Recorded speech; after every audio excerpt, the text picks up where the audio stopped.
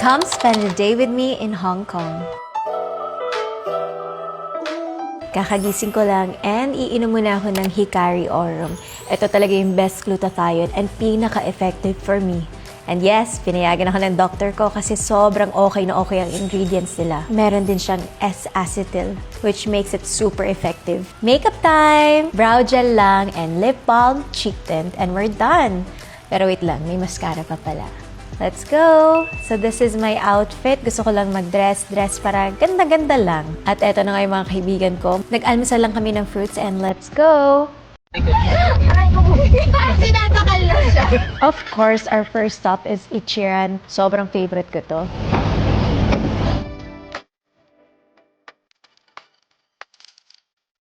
Ayan, nakalimutan ko pa magdasal. Sorry po, Lord.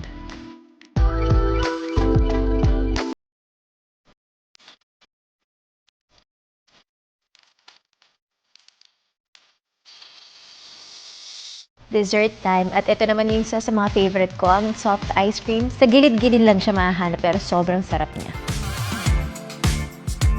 Bumili na din kami ng mga film cameras. Tapos si Joms naghahanap ng camera niya. Tapos may nakita ko sobrang cute na maliit na Leica na camera. Pinipicturean ko, sideline ko to para may dagdag income. Tapos pumunta na kami sa Chanel. Ang daming mga cute na pink bags. Pero si Mona todo compute kung kaya niya. Dinala na kami sa isang room para budulin. At ito si Mama, iniipon niya yung mga tubig. Ang dami na niya. Galing Dior, Chanel, iba-ibang brand. Teka lang, may susunod. Natuloy yan sa Chanel dito.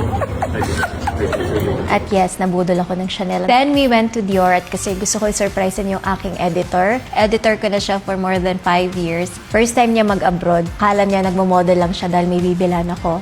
Hindi niya alam para sa kanya pala yan. Sige lang ba? Ikot. Okay. Ganda.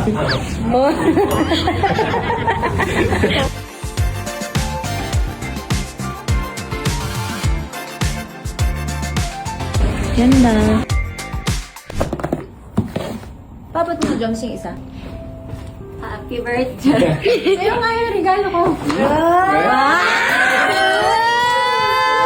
Ang galing mo rumapa kanina, ha? Sobra. Ikaw mo na, thank you. Saan mo na? Yan. Unboxing!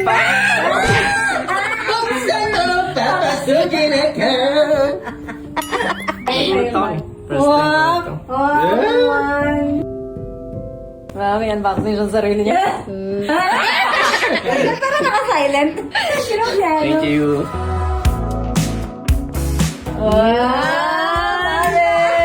Bagay, ganda. Then, we're gonna go buy fruits. Ito yung mga favorite ko. Lychee. Sobrang sarap nitong pancake na to. Galing siya sa Japan. Ito yung mga souffle pancakes. Sobrang saya ko dito. Siyempre, may kape rin para perfect.